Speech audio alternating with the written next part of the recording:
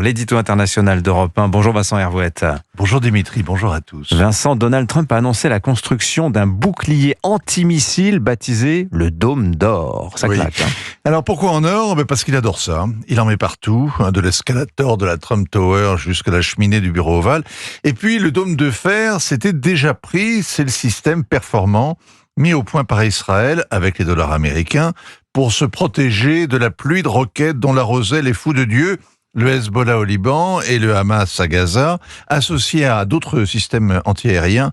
Il a aussi intercepté les missiles et les drones tirés ces derniers mois par l'Iran et par ses alliés Houthis. Ça fait près de 15 ans que ce dôme d'acier est opérationnel. Oui, il est efficace à 90%. Oui, mais il a été conçu contre les bombardements à courte et moyenne portée. Israël se défend contre ses voisins. Alors que les missiles, qui représentent le principal danger pour les Américains, ne sont pas bricolés avec des bouts de tuyaux ou de canalisation par des artificiers cachés dans des garages, ce sont des missiles intercontinentaux. Les planeurs hypersoniques que les Russes et aussi les Chinois ont développés, ainsi que les missiles balistiques que possèdent l'Iran et la Corée du Nord. Comme la surface des États-Unis, c'est à peu près 450 fois celle d'Israël, le dôme sera en or massif.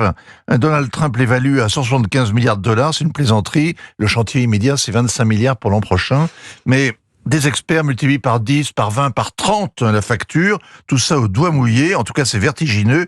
Et ça rappelle quelque chose, évidemment. Et oui, la guerre des étoiles de Ronald Reagan dans les années 80, le bouclier spatial qui devait détecter, détruire les missiles balistiques russes dès leur lancement. Et qui n'a jamais été inventé ou mis au point. Mais les soviétiques ont jeté l'éponge, incapables de soutenir cette course à l'armement. Et ça a été le début de leur fin. Le point commun entre Ronald et Donald, c'est la démonstration de force. Elle tient sans doute du bluff, mais elle relance la course aux armements et elle implique la militarisation de l'espace. Le Dôme d'Or a besoin de capteurs et d'intercepteurs spatiaux. Depuis 60 ans, on se l'interdit, mais il y a plus grave. Avec le Dôme d'Or, ce sera la fin de la dissuasion. Si les Américains peuvent se replier derrière leur bouclier, ils n'ont plus à craindre les frappes russes ou chinoises.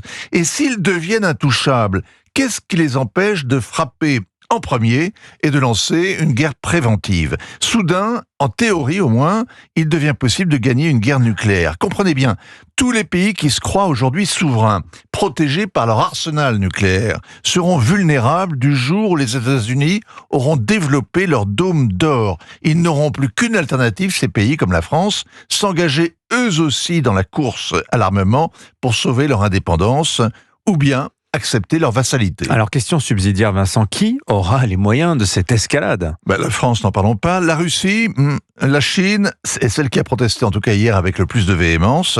Et pour cause, elle est très en retard, avec quelques centaines de têtes nucléaires, comme la France, alors que les Américains et les Russes en alignent 10 fois plus.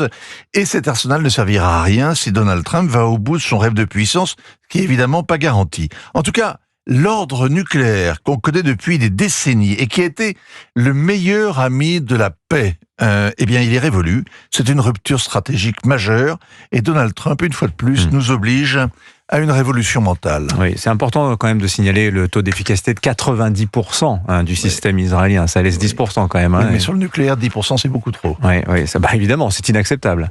Signature Europe 1, ainsi va le monde. Vincent Hervouette, merci Vincent.